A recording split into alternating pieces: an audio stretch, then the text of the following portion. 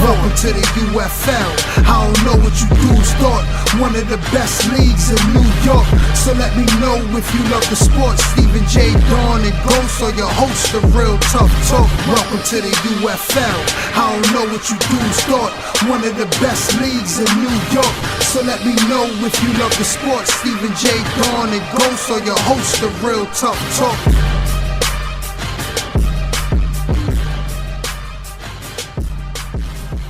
What's going on, people? What's going on? Stephen J. here with my partner Ghost. Welcome to another episode of Real Tough Talk. Right now we in week 7.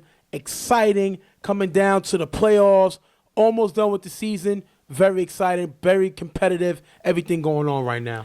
And obviously, as the games go towards the end of the season, games are going to be more important. So you're going to see guys fighting harder. They're going to be working harder. They're going to be making bigger plays now as it is towards the end of the season. And before we get into the games, I want to talk about how these guys were making fun of my hairline on last week's show.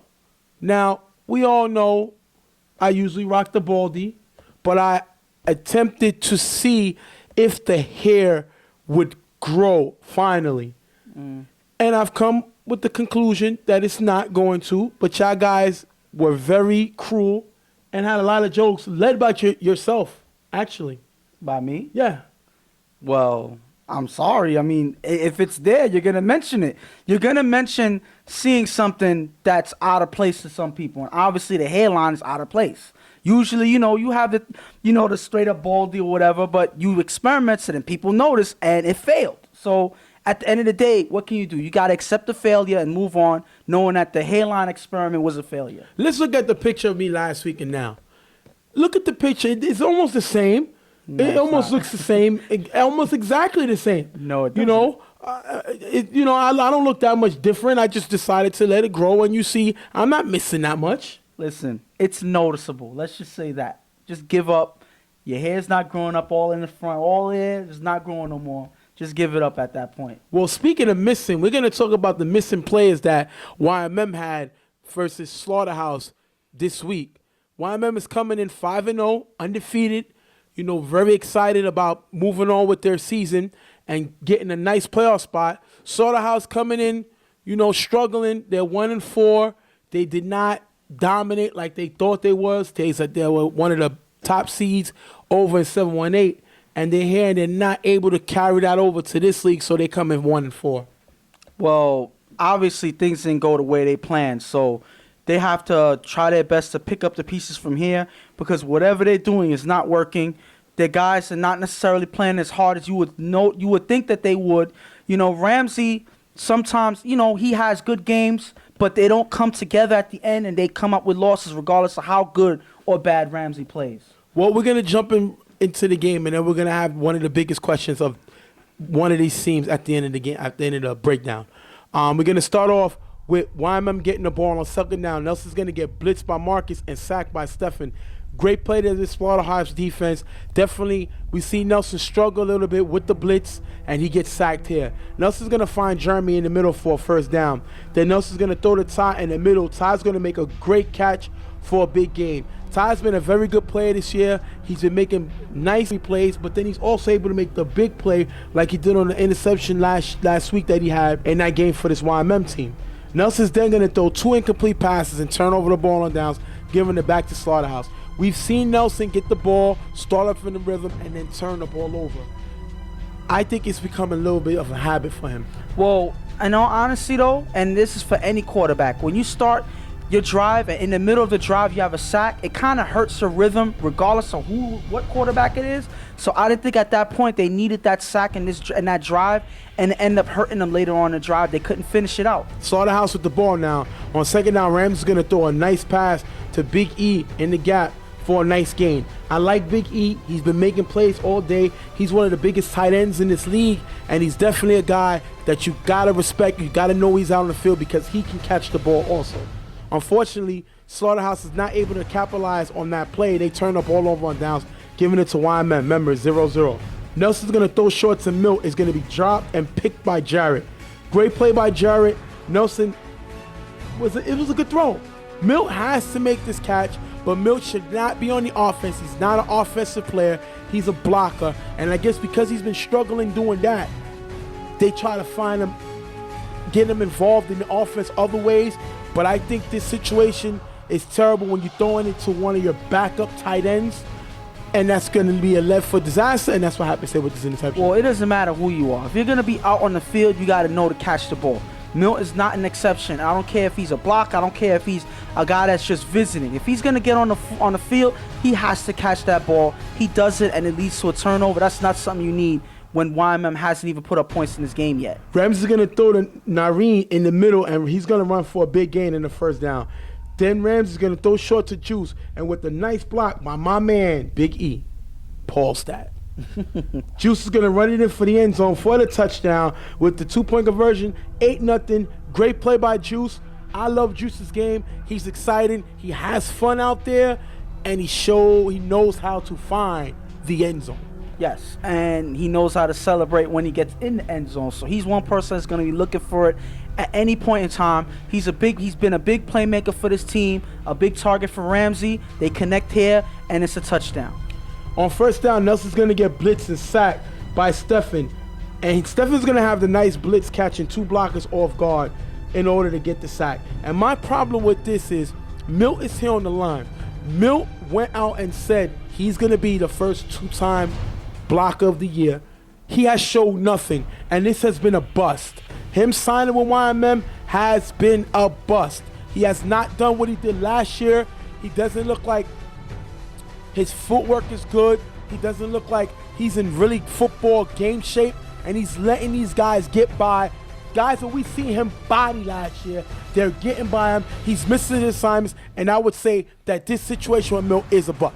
Well, yes, I would say yes, it is a bust. And the thing about it is not only is he not picking up the blocks that he would normally make last year, but they're not utilizing him properly either. On certain plays where he should be in there, he's not in the play. Stop. Listen, stop with the film excuses. doesn't lie. I don't want to hear that they're not putting him in a position to block. Your job is to block. That's why they picked you up. You were one of the most dominant blockers last year. But can I say and this? You came in this year and you're not doing anything. But can I say this? Just be quick. I'm being quick. Last year, when he was playing with Casey, he was in on almost every single play blocking for Casey because Casey needed the protection. On YMM, they don't always use blockers for Nelson. So Nelson sometimes rolls out. Nelson sometimes makes Rico, why himself. sign him? Why pick him up That's a good question. when you got a scrambling quarterback that likes to throw on the run? Why get a blocker? It's not fitting. The point is, it hasn't worked. Not working. Let's just say that. And unfortunately, Rico's not even here, so that makes it even worse because then he can't see the big bust signs that he made. Nelson's going to throw deep to Ice, who gets past 2 defenders for a huge gain in the first down. Great play by Ice. I like this guy. I don't know where Rico find him, but he needs to find more players like him because this guy is really good. YMM can't score past the 10-yard line in 4 plays, turnover on downs. And the reason I want to emphasize this is that's Rico's zone. Short plays, especially inside the red zone, Rico's a guy that Nelson likes to go to. Rico's not here, which means Nelson can't score. They turn the ball over. And obviously, you see how important Rico has become for this offense and for Nelson himself. When Rico's not there, Nelson's not able to find anybody else towards the end zone. That's Rico's bread and butter. Without him there, Nelson's going to struggle in the red zone. Ramsey going to get the ball back. Remember, it's 8-0. Ramsey's going to throw a pass to Irene in the gap for a nice game. Then Ramsey's going to throw it up in the end zone. It's going to be picked off by Ty, taking us into the half, 8-0. Second half, Ramsey's going to throw to Juice with nice blocking from Ethan. He's going to run it for a nice gain. Ramsey's going to throw it to E in the middle, and he's going to get to the 5-yard line. Ramsey's going to come back to E in the end zone for the touchdown, with Welch getting that 2-point conversion, 16-0, Slaughterhouse. Well, I'm going to say this. It's like before the beginning of the season, you said that you weren't going to call him Big E. I know.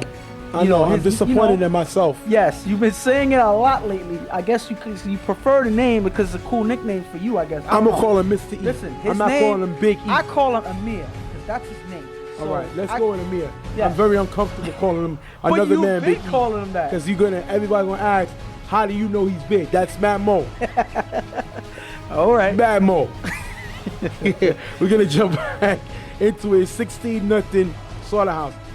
After the first, on third down, Nelson's going to get blitzed and sacked by Stephen, and the blocker cannot pick up the blitz. And this is funny. Ain't this Milt job? Milt is not blocking. Why?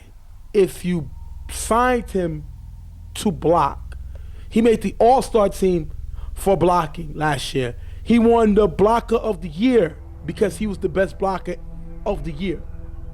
Completely different story this season, and Nelson gets sacked. Next play, Nelson's going to throw it up in the end zone. It's going to be knocked away and turned over.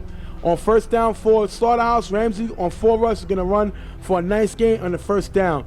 On third down, Ramsey is going to pitch to Mo, who pitches it back to Ramsey. With nice blocking, Ramsey runs all the way to the 5-yard line. And on the very next play, Rams are going to find Stephen, cutting in the end zone for the touchdown. 22-0, game over. Slaughterhouse with the beatdown of YMM. And this was not the YMM team that you're supposed to see every week. This was not the YMM team that came out 5-0 before this game started. So obviously, Rico not being there is a big problem for this team because they're not the same team without him. That's pretty much all I would say. We didn't really see Bones in this game either. Well, Bones, we're going to report that Bones went away to school. Yes. He got a scholarship to play college ball. Yes. And we're real proud of him for that. Awesome. But he's going to be lost for this YMM team. Rico was working. Yeah. Paul Wall wasn't here. Yeah. Santana wasn't here. So they're missing a lot of their key players. We give them that. But that's why I said they're not the YMM team that was 5-0 before this game. I'm still not going to accept the lack of blocking. Rico doesn't block. That's not his game. Paul Wall doesn't block. That's not his game. True. The guys that they picked up to block are not doing their job, which is hurting Nelson's numbers. Even though Nelson is a scrambling quarterback, you brought him here, these guys, to block, to keep Nelson in the pocket, to open up the field, downfield more, for he can have time. But these guys are not blocking, which is forcing Nelson to scramble, which is forcing pressure on him, which means his number's going to drop, and they're going to turn over the ball like they've been doing. And the thing about it is, if you notice, their defense didn't really play as strong either on this field today.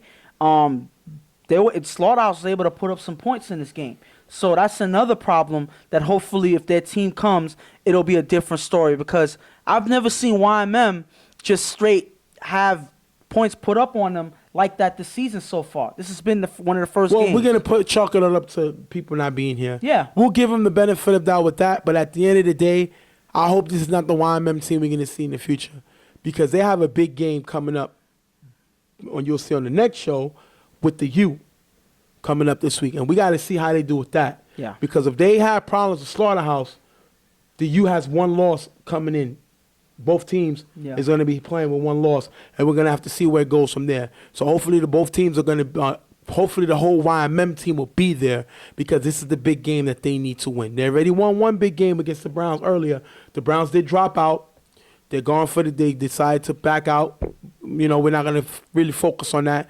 But now the stage is paid for them to win, but they still got IOD and the U to get past. Mm-hmm. So we're going to have to see how that wraps up. On the other hand, Slaughterhouse with a great win. This is the Ramsey that I like to see. The guy is very dangerous on a run, has a very strong arm. He can be one of the most dominant quarterbacks in the league if he plays like this. But we're going to have to see what happens. That being said, we're going to take our first break. Slaughterhouse with the big win, 22-0. We'll be right back. Real Tough Talk.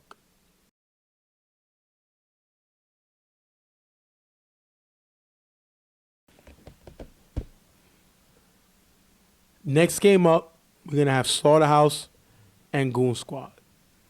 And what we're going to do right now is, first of all, Slaughterhouse is coming in with the win over YMM. They're 2-4.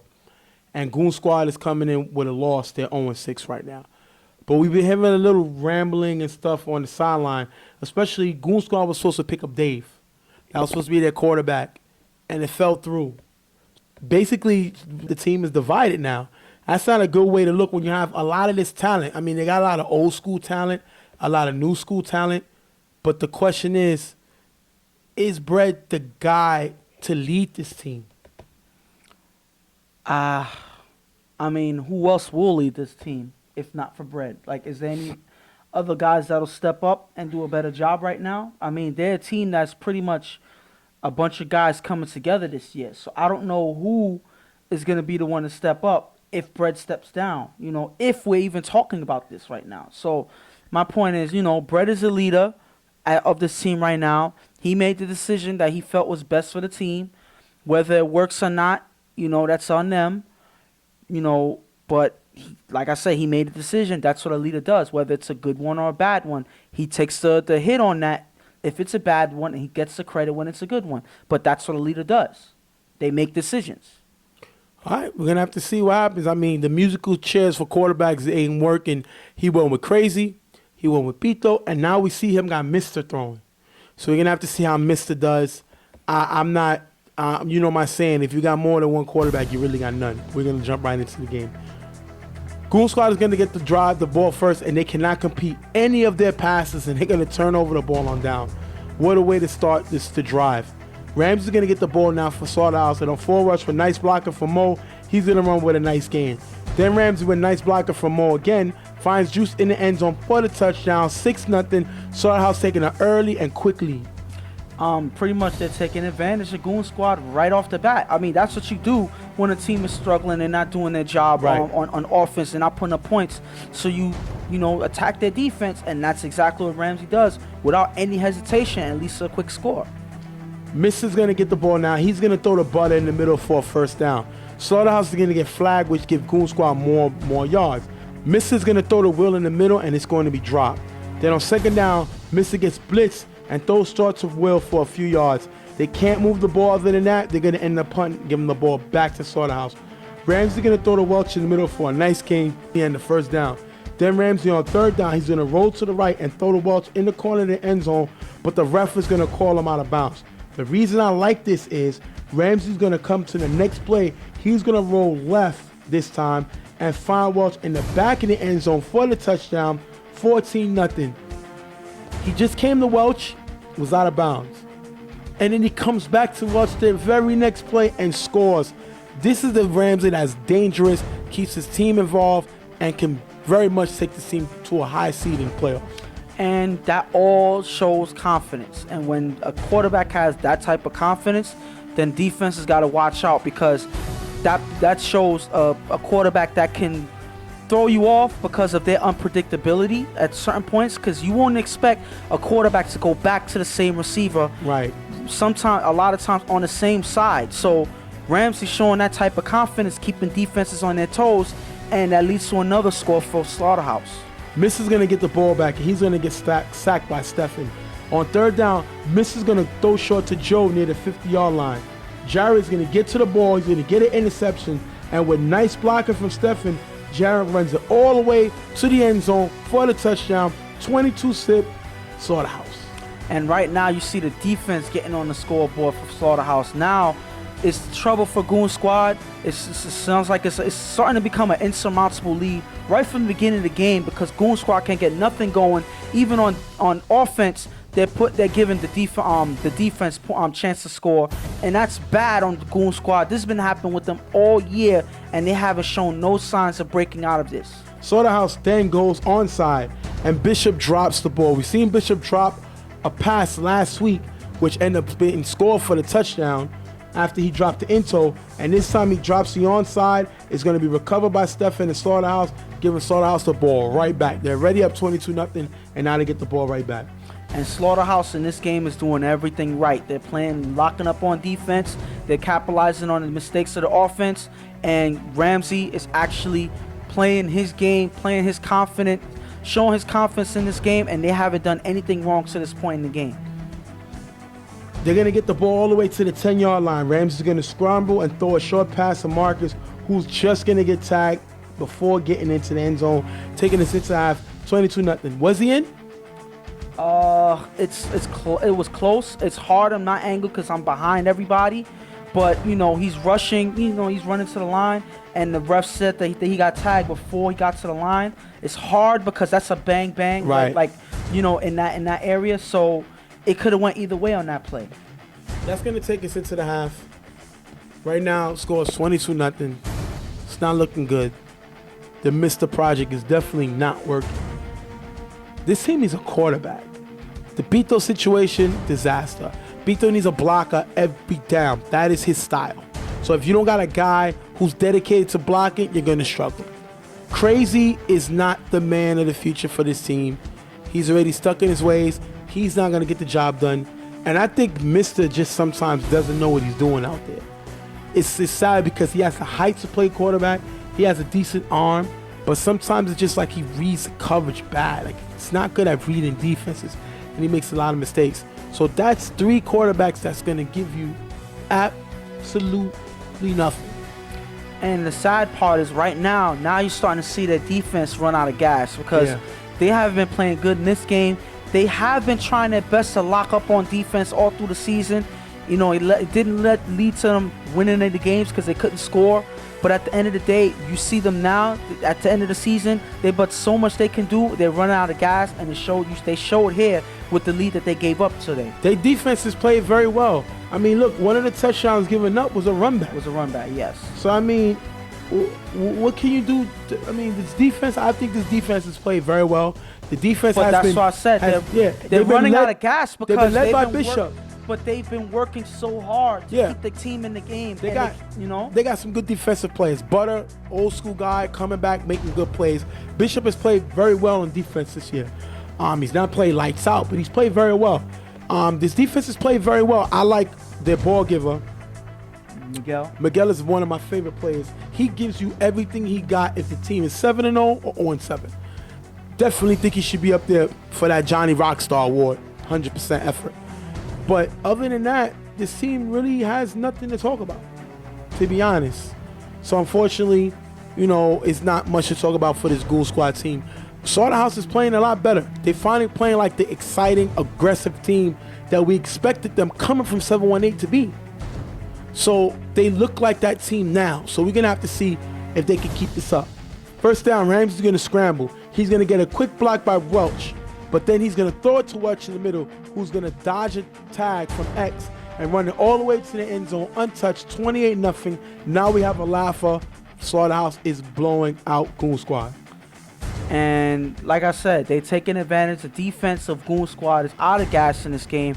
They have nothing left in the tank because their team cannot score. They cannot put up any points. So what's the defense going to do? They can't win games no matter how hard the defense plays, and it seems like they're starting to give up out there. You're going to have Goon Squad getting the ball back. After getting the first, Mister's going to throw short to Dion for a short gain, and on this drive, Goon Squad is going to end up punting. Right? You're down 28-0. Yeah, I'm pretty scratching my head with that play too. Like, you're down. Why not take a chance? I haven't seen Mister take any shots downfield. At this point, you can do no worse. So you got to try to make something happen. Unbelievable. And Mister hasn't taken any shots. He's been trying to play safe. And that even hasn't worked because he threw an interception run back. So why not take shots? Why punt the ball at this point? First down, Rams is going to get the ball. He's going to throw deep to a wide open choose for a huge gain and a first down. And look at this play. What defense is Goon Squad playing? Now the defense is playing like they don't care. This is a blown assignment. This is a blown coverage. Nobody's talking, and Juice gets behind the defense. Brett is losing this team. I give the team credit because they always show up and they're always ready to play, but Brett is losing their confidence because of their lack of having a quarterback to lead the team, and you can see it on defense right now. Ramsey's going to throw the ball to Amir, who makes a nice catch in the end zone for the touchdown. With the 2-point conversion, they go up 36-0. I like Amir, a.k.a. Mr. E, because I'm not calling him big. I like this guy. He's big. You just said it. See, there you go. Why go away from it? You're going to call him that anyway. I like this guy. He's tall. He has size in the middle. Yeah. He has size. You're so reckless right now. He has size on the field, and he's a good target for the quarterback to find. And this quarterback has been finding him all day, all season. Great play by him. Well, he's been playing big this season. I mean, he's been in the middle. He's been playing big? He's been playing. I'm not calling him that. I'm saying that his play on the field is like, don't try to put it on me when you've been saying some reckless stuff lately. Listen, the point is, he's been a target for, now you have me messing up. He's been a target for Ramsey throughout the season. He's been constant. He's been getting open. He's been making some plays for this team. And I see a potential all-star in Amir's play this season so far. Goon Squad is going to get the ball back. Miss is going to throw the wheel in the middle for a decent gain in the first down. Then on the next 3 plays, they're going to go incomplete, which is pretty much going to end the game 36-0.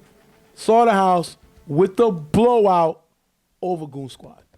This is one of the worst games Goon Squad has played this season. Well, this is the highest points that they gave up this season. They've never given up this much. Give me their scores right now. If you look at it. Well, I'm gonna tell you the scores. They lost to the U, 12-6. They lost to YMM, 21-12. They lost to the Gunners, 20-16. I don't know how they lost that game, but yeah, they lost to that game. They lost to Sour Factory, 12-0. They lost to IOD 20-0, which was at that time the most points that they gave up in the game. And then they lost to Rep City 13-0. So besides the IOD game, they were pretty much close, at least 2 touchdowns down, or at most. But then this game happened, and it was pretty much a massacre. You would say if this was a war, there would be bodies left all over the place from Goon Squad, all over the ground. It would just be an ugly sight on the field today. And this team gave up, and I'm disappointed in them. Because no matter what, they gave you everything that they had. They didn't do it this game. Listen, every team in this league makes the playoffs. Yes, does that mean you have to play a wild card game? Yes, but you have nothing to lose. Don't start playing like this now, because then you look like a team that just doesn't want to be here. They're just begging for the season to be over. This team has the potential to upset somebody. The thing is, Brad has to look in the mirror, name his starter, get the starter comfortable with the offensive attack, keeping the game slow, running the clock, and playing tough defense. Stop with the shootout. You're not going to shoot out with nobody. You're not putting up 40 points. That's not your game. Know your personnel, know what you can do, and do that. You are who you are. They always say you are who your records say you are. And this team is 0-7 right now. And they look like an 0-7 team. At least especially after this game. Yes. What else can you say at that point? They haven't done anything right this season. Even games that you know they should have won, they lost. Several of those games you mentioned they should have won. Yes. That being said, we're going to wrap this game up. Slaughterhouse turning it around. Right now, they're 3-4. They're beating who's in front of them, and that's all that matters. And they're on a 3-game winning streak at this point. So they are on fire this past couple weeks. So who knows if they keep this play going, they may surprise a lot of teams towards the end of the season. Exactly. We're going to wrap that up. We're going to take our next break. We're going to be right back. Real Tough Talk. We'll be right back. Slaughterhouse with the big win. Blowout win, 36-0 over Goon Squad. We'll be right back.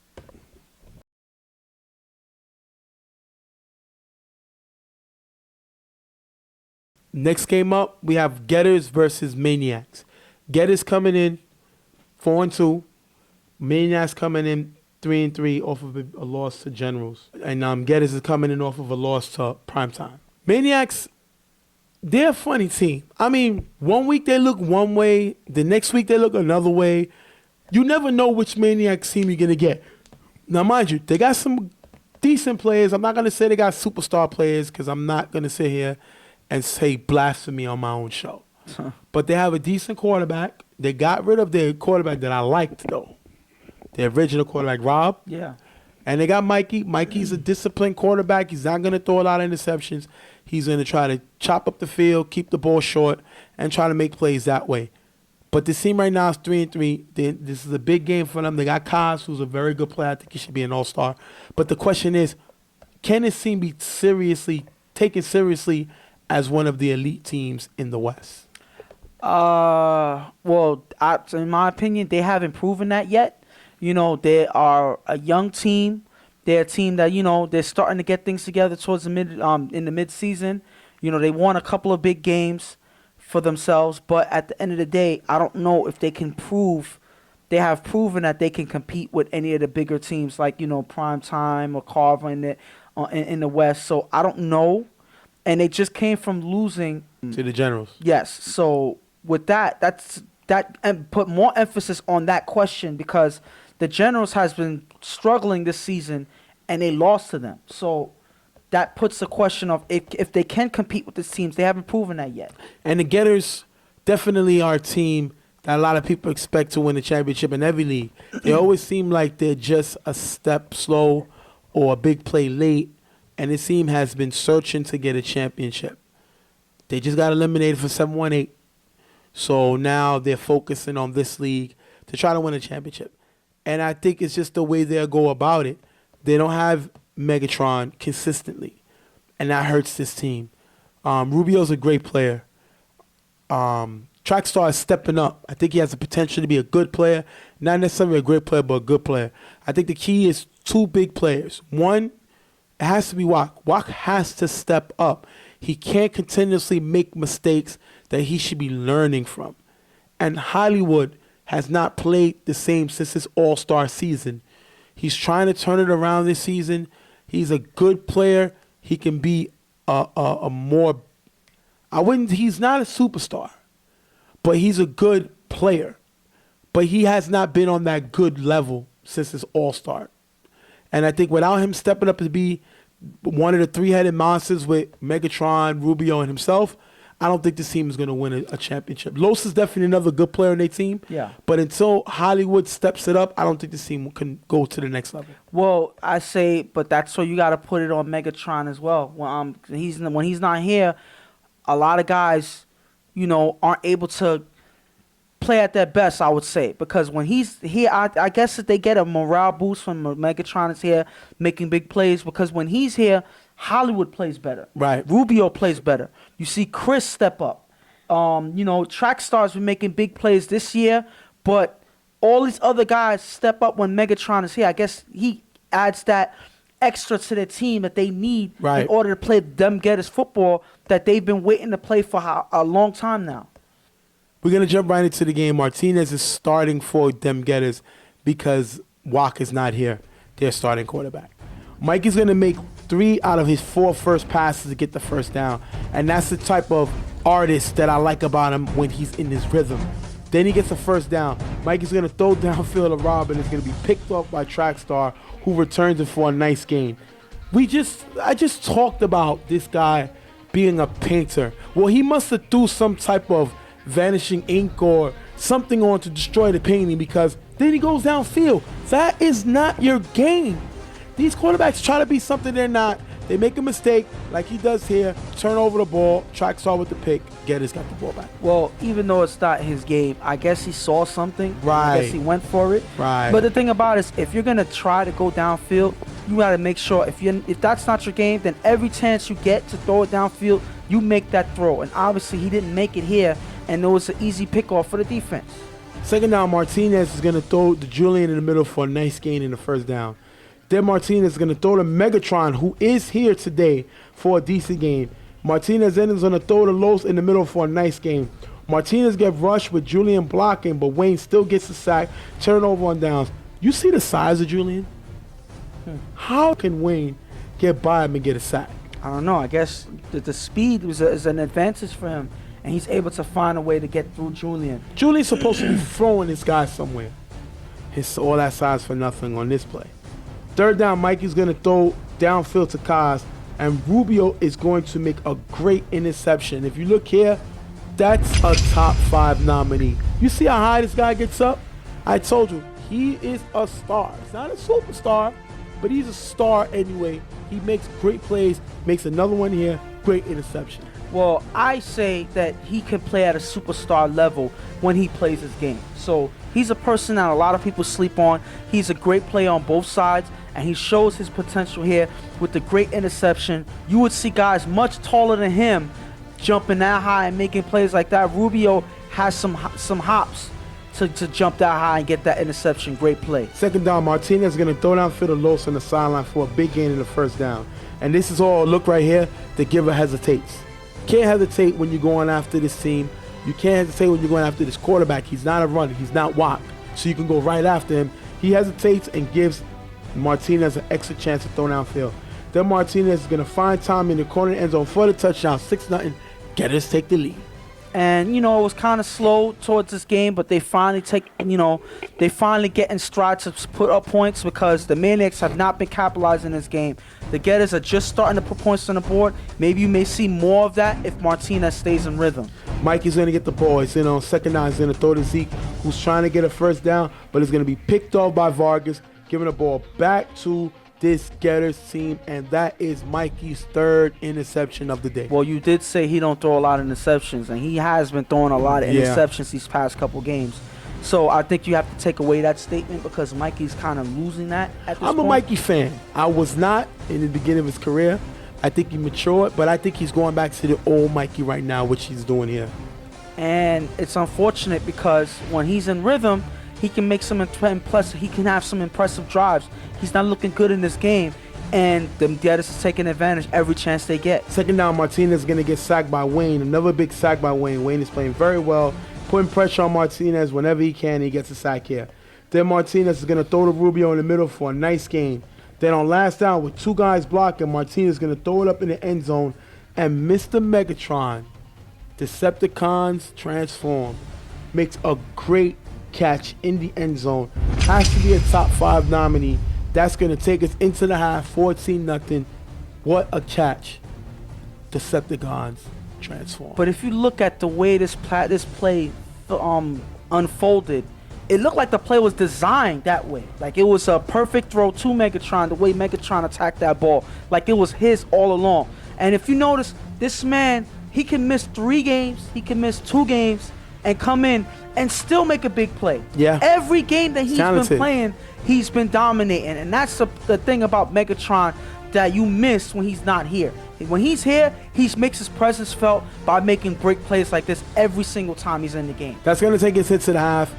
Getters definitely getting the ball, making turnovers, giving Martinez more opportunities. Unfortunately, he only put up 14 points. He has to step up, but he's a backup quarterback. So he's doing a nice job in giving them a nice lead and giving them opportunity to win. On the other side, Maniacs are not playing well. You give them Getters too many opportunities to put up points on them. And they have no offensive game plan. I feel Mikey's trying to just make things happen. And with the 3 interceptions he threw, it's not working. So you got to set up a proper game plan for your team. To design some routes for your receivers. Make yourself feel comfortable out there knowing that you know where your receivers are going. When you don't, then you're going to make mistakes throwing the ball to them. They're not going to communicate with you properly, and it's going to lead to turnovers over and over again. Second half, Getters get the ball. Martinez is going to make a throw to the receiver on the sideline for a nice gain. On last time, Martinez is going to throw it up, looking, I guess, for that same Megatron play. But this time, Kaz is able to get the ball, gets interception, gives the ball back to Maniacs. I like Kaz, definitely an all-star, definitely playing at a high level. And he tries to keep the guys in the game. He's the only guy on this team with a lot of energy. He doesn't fear no team. And this team needs to follow his lead because they don't.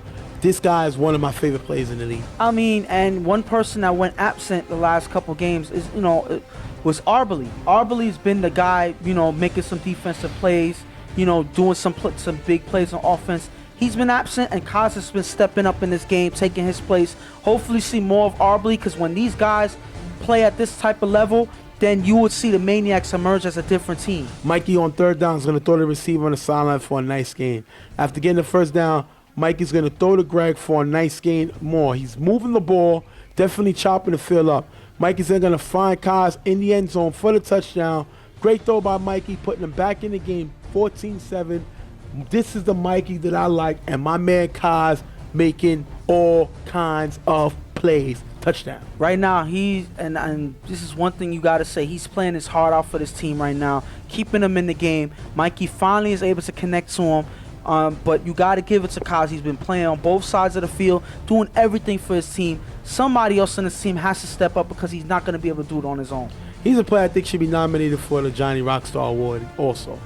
Kaz is going to give you everything he got on every play, every down. I love this guy's energy. And he's been doing that since he was playing back in the day with Black Stallions, if you remember. He's been playing with that type of heart, that type of energy. He was the fire of that team, even though they lacked anything else, but he's been like that since then. And yes, he does fit, being a candidate for that award. I think so as well. Martinez is going to get the ball. He's going to throw it to Trax on the sideline who's going to get past the defender, runs for a nice gain in the first down. But Geddes cannot capitalize. They turn over the ball. On third down, Mike is going to throw to Greg on the sideline. Greg makes a catch and stays in bounds, and definitely a great play for him to make that catch. Mike is going to throw 2 passes deep on second and third. They're both going to be overthrown, as you see here. Maniacs going to have to punt. Geddes get the ball back, but they're going to punt back, giving it back to Maniacs. Remember, it's only 14-7. Mike is going to throw to Zeke for a short gain. Then after getting a first down on 4 rush, Mike gets the ball off to Zeke for a nice gain in the middle. Mike is going to throw short to the receiver on the sideline, who's going to run it into the 10. 14-7 is the score. Mike is going to throw the wheel in the front of the end zone, but it's going to be incomplete. Then on last down, Mike is going to throw to Zeke in the end zone. Incomplete pass, end of the game, 14-0. Geddes come away with the steal win. And even though, the Maniacs have been trying to stay in this game, the Geddes had full control. Even though they weren't scoring a lot of points, they've been locking up on defense and keeping the Maniacs from getting anything going besides that 1 touchdown. And they pull away with the win. Much as so, you got to give it to their defense. And Megatron doing what he does, making a big play to keep them in this, to get them this win. So you got to give it to this whole team. Even though they didn't score a lot, Martinez, didn't make too many mistakes, and they were able to pull away with this win.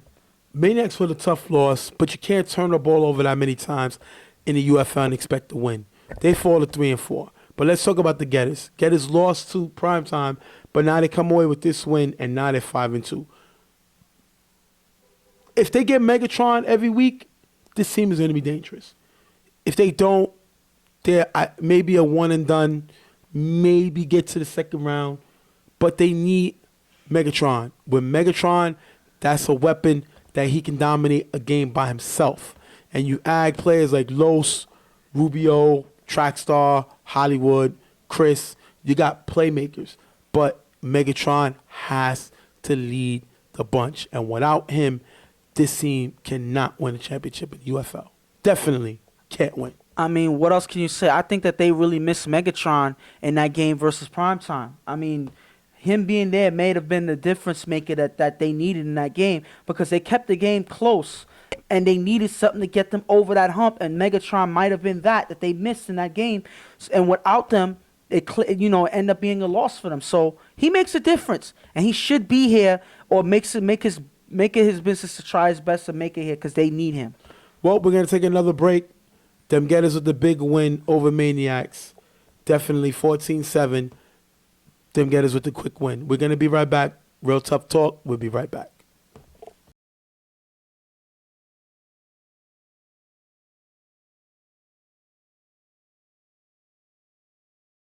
Real Tough Talk back. Stephen J here with Ghost, talking about the next few games up. This game is UNT, Us Never Them, versus Bravehearts. UNT comes in with a record of 1-5. They're coming off of a loss to Carver Mob. Bravehearts coming in with a record of 1-5, coming off of a loss to Riot Squad. Bravehearts are not what I thought that they were going to be. I thought that there was going to be a nice little disciplined rah-rah team that's us against the world, but we see them arguing a lot of the time, especially Joel arguing with Heck, and it's starting to spill over to the team's play, I think. I mean, it's not only, them two arguing. Sometimes you see KC arguing with certain guys, with Macho. It's like every week is something different, These guys are not necessarily playing on the same page. Obviously something's going wrong internally. Hopefully it's nothing serious. But as you can see, they're not, like I just said, on the same page, and they have to fix it, because they've been playing horrible ever since they won that one game. They haven't won any yet. There's been some close games, but they haven't pulled through. They haven't closed out any games, and at least they're horrible record this season. And I'm going to take it easy on UNC, Us Never Them. They're new to the league. They're playing against teams that have been playing with each other for years. They're 1-5. Their only win comes to a forfeit to Violators, which is very interesting. But they're here every week. They fight. They're still learning the rules. They're still learning the system that they want to run. And this team is going to be successful from times in the future. Now, they're starting a quarterback, Obi. I like him. He has a lot of speed, and he got a definitely downfield arm. But they don't start him this week. They got Gil throwing. We don't really know much about Gil.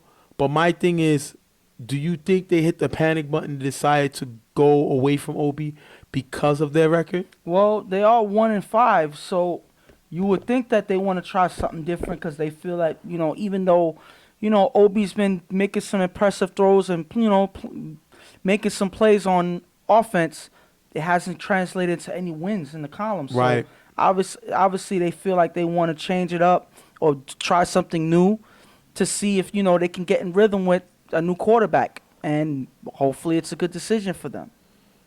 When you have two quarterbacks, you really have none. If Obi's your guy, Obi's your guy. If they want to start Gil, I don't got a problem with that. But don't put Obi in later, because then what was the point? So let's see if that happens, but I'm always against that. Whoever's the captain of your ship, once you go for the first mate, don't bring the captain back, because that's a setup for disaster. We're going to jump right into the game. Second down near the 50-yard line. Casey's going to throw a pass in the middle. It's going to be picked off by Rico, giving the ball back to UNT, and the receiver accidentally collides with the defender, which looked like causes the interception. Listen, if you're there, you're there. Get the ball. Rico with the intel gives it back to UNT. And those are the plays you need to have your team get back into rhythm. They get their offense on the field, and they stop Bravehearts' drive cold with that interception. That's a good play to start out the game. Gil, like I said, gets the start for UNT. He's going to throw a pass downfield to Obi, the former quarterback, and that pass is way off and picked off by Mach, giving the ball back to the Bravehearts, and Gil with a terrible throw. And I don't know why you're going downfield when you just got the ball, but it's picked off anyway, giving it back to Bravehearts. Mach with the pick.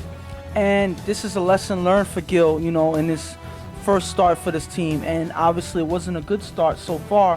Hopefully this doesn't lead to more mistakes going down the field, because this team cannot afford any more mistakes like this moving forward. After getting the first down, Casey throws to Joel in the middle, and you're going to see this nice block right here.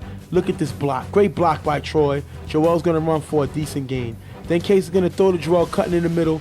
Joel's going to get nice blocking by the team and runs in it for another nice gain.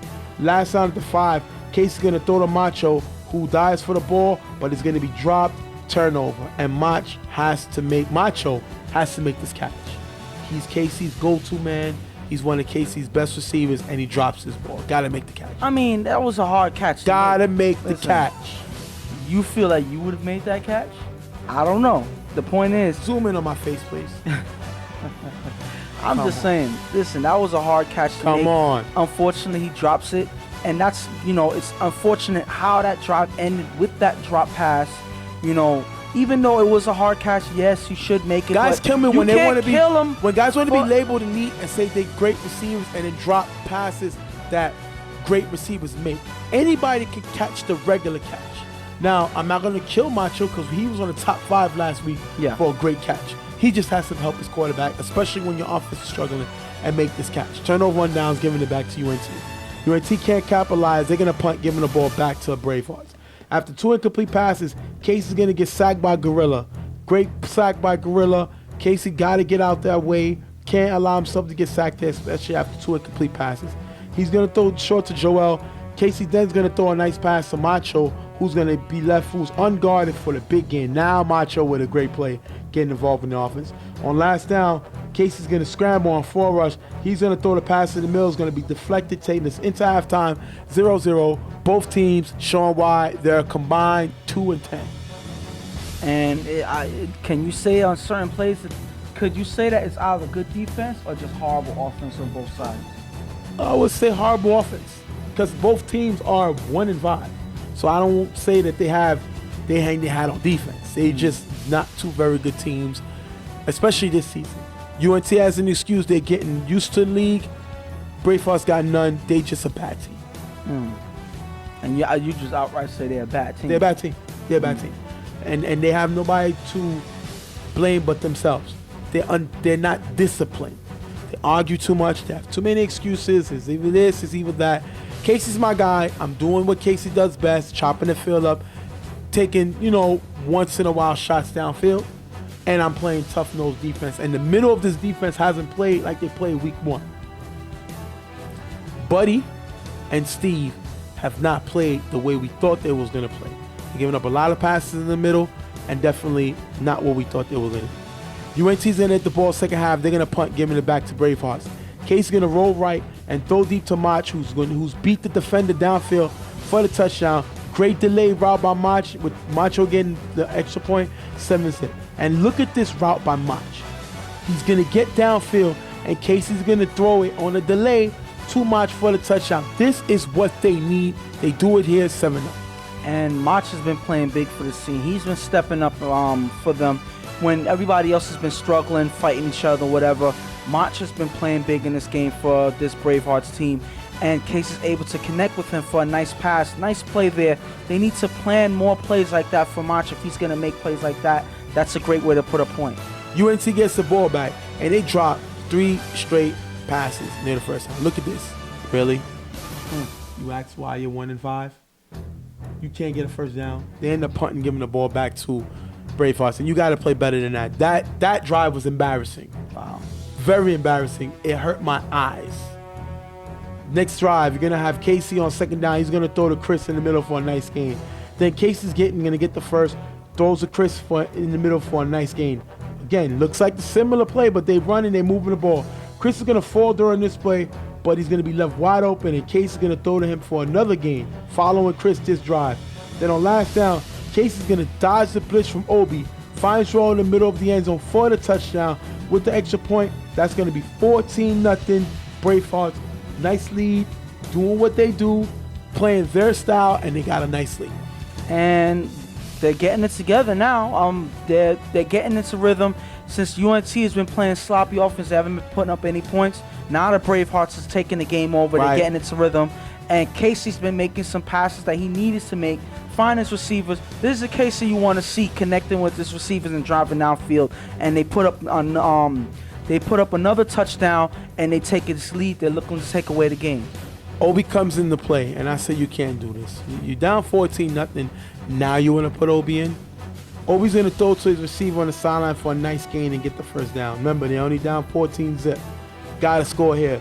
Obi's going to get blitz and run for a nice gain. That's something Obi does well. He's able to elude the blitz and get a nice gain. He's going to throw it up for fourth down in the end zone. It's going to be knocked away by Steve.